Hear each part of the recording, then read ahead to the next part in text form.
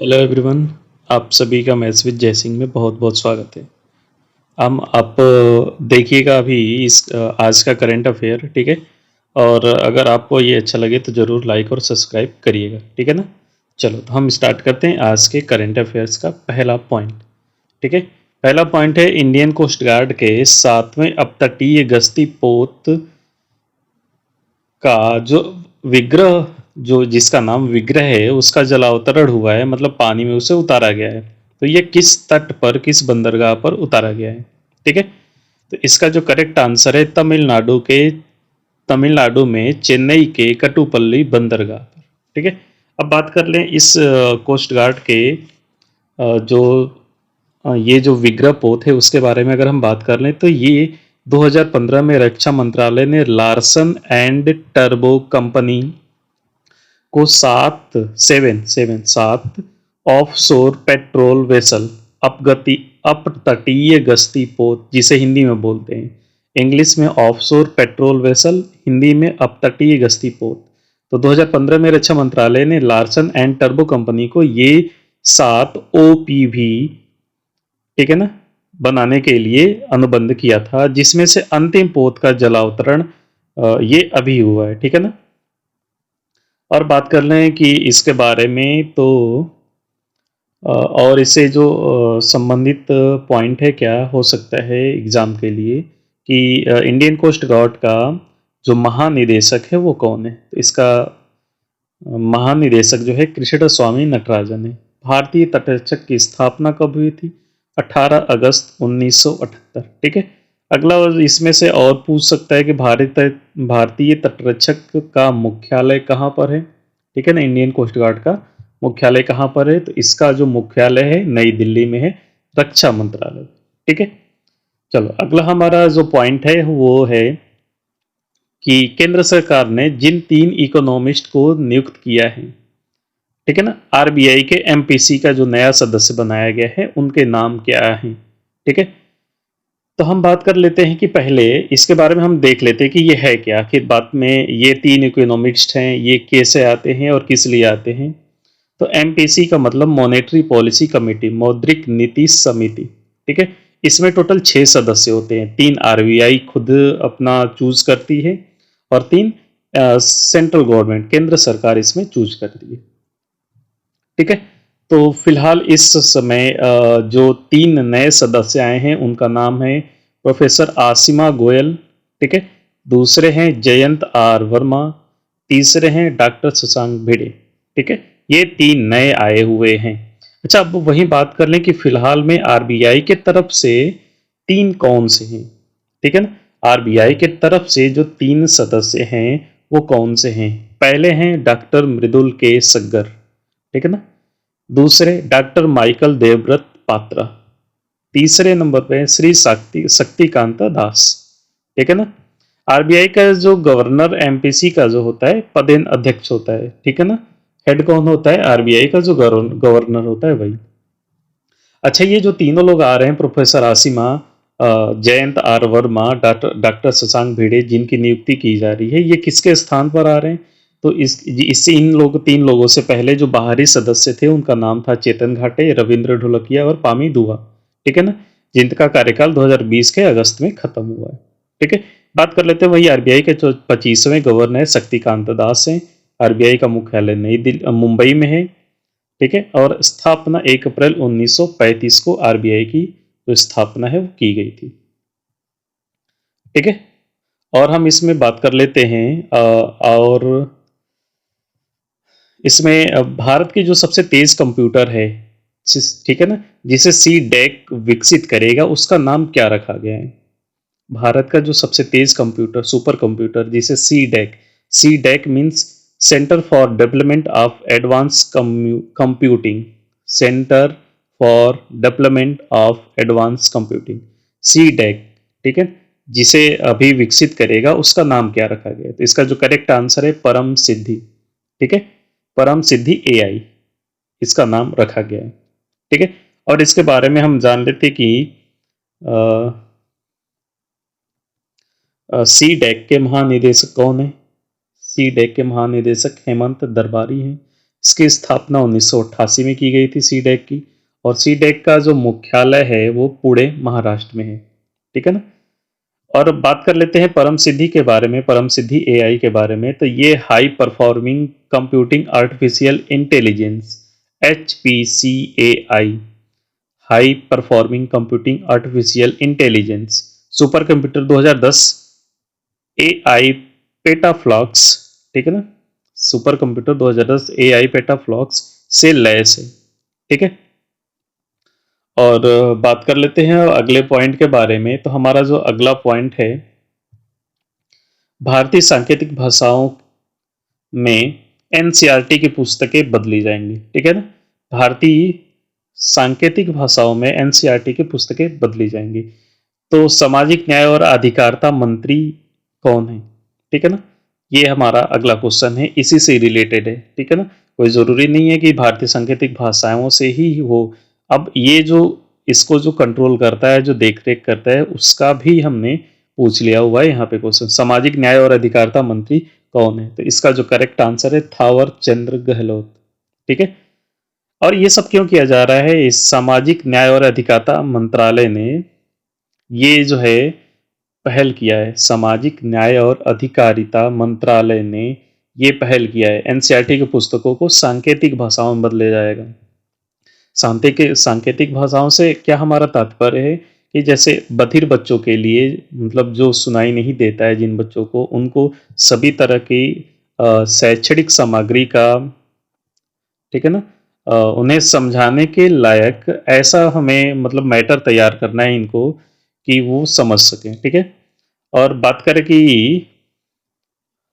यहाँ पर यह बच्चों को बोलने या सुनने में कठिनाइयाँ जो हो रही है, उससे ये थोड़ा सा हेल्प मिलेगा। ठीक है ना। जैसे सभी एनसीईआरटी बुक को अगर सांकेतिक भाषाओं में बदल लिया जाए तो। ठीक है। हमारा जो अगला पॉइंट है इसमें, भारतीय वायुसेना दिवस, भारतीय वायुसेना दिवस कब मनाया जाता है? ठीक है ना। भारतीय वायुसेना दिवस हर साल 8 अक्टूबर को वायुसेना दिवस के रूप में मनाया जाता है। भारतीय वायुसेना दिवस के रूप में मनाया जाता है। ठीक है। और इस बार जो है हम बात कर लेते हैं वायुसेना दिवस के बारे में, और कि 88वीं वर्षगांठ मना रहे हैं। ठीक है ना।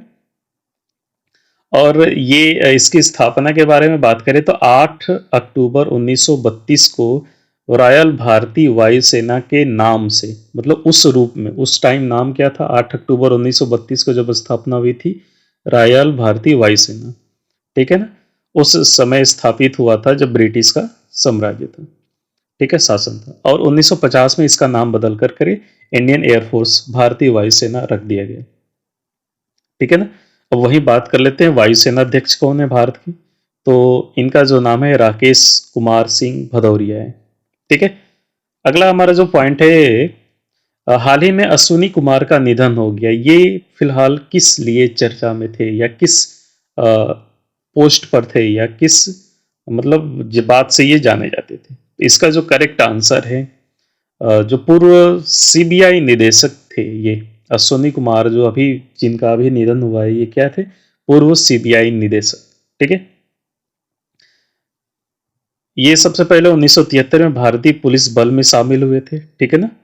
और इनके बारे में बात कर ले और कुछ कि अगस्त 2006 में उन्हें हिमाचल का डीजीपी भी बनाया गया था। ठीक है।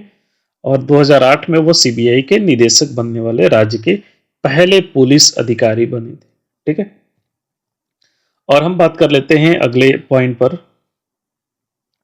केंद्र सरकार ने किसे आरबीआई का नया डिप्टी गवर्नर नियुक्त किया है? ठीक है। केंद्र सरकार ने किसे आरबीआई का नया गवर्नर, डिप्टी गवर्नर नियुक्त किया है? तो इसका जो करेक्ट आंसर है एम राजेश्वर राव। ठीक है ना। 7 अक्टूबर 2020 को एम राजेश्वर राव को आरबीआई का नया डिप्टी गवर्नर नियुक्त किया गया है।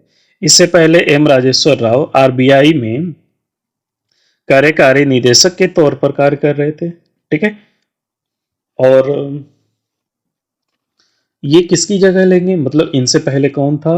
एम राजेश्वर राव से पहले एन एस विश्वनाथन थे। ठीक है ना। एन एस विश्वनाथन ने अपने कुछ हेल्थ इशू के कारण जून में ही अपना कार्यकाल पूरा होने से पहले मार्च 2020 में इन्होंने इस्तीफा दे दिया। इनका कार्यकाल 2020 जून में पूरा हो रहा था, जबकि इन्होंने मार्च में ही इस्तीफा दे दिया। ठीक है, और बात कर लेते हैं आरबीआई के 4 डिप्टी गवर्नर, मतलब ये तो चौथे हैं। ठीक है ना, तो पहले से 3 कौन हैं? 4 डिप्टी गवर्नर में एम डी पात्रा, बीपी कानूनगो, एम के जैन पहले से थे, और फिलहाल और कौन ऐड हो गए हैं? एम राजेश्वर राव। ठीक है ना, आरबीआई के जो गवर्नर हैं, जो मुख्य गवर्नर हैं, वो शक्तिकांता दास है, और मुख्यालय मुंबई में है आरबीआई का, और इसका स्थापना 1 अप्रैल 1935 को हुई थी। ठीक है ना। हमारा अगला पॉइंट है इसमें कि हाल ही में डीपीआईआईटी ने online startup platform startup India showcase launch किया है। डीपीआईआईटी का फुल फॉर्म क्या है? ठीक है, तो चलिए हम यहाँ पर देख लेते हैं डीपीआईआईटी है क्या। फिलहाल department of promotion of industry and international trade.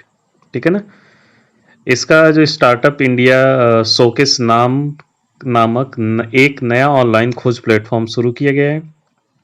ठीक है, तो अब इसके बारे में और जान लेते हैं कि प्रत्येक स्टार्टअप का अपना एक प्रोफाइल पेज होगा इसमें, जिसमें इसके प्रोडक्ट और नए चीज़ों के बारे में विस्तृत जानकारी होगी। ठीक है ना, साथ ही वीडियो और पीडीएफ लिंक भी होंगे इसमें। ठीक है ना, ये कुल मिलाकर के जानकारी के लिए बहुत ही अच्छा बनेगा। वाणिज्य और उद्योग मंत्री इसकी बात करें तो यहाँ पर पीयूष गोयल है फिलहाल इंडिया में, वाणिज्य और उद्योग मंत्री। ठीक है ना, हमारा जो अगला पॉइंट है इसमें, ठीक है ना, हमारा अगला जो पॉइंट है 9th नंबर का, इसमें हाल ही में पीएम स्वनिधि ने किस बैंक पोर्टल के साथ एपीआई एकीकरण की शुरुआत की है? ठीक है ना, तो इसका जो करेक्ट आंसर है आवास और शहरी मामलों के मंत्रालय, मोदी सरकार।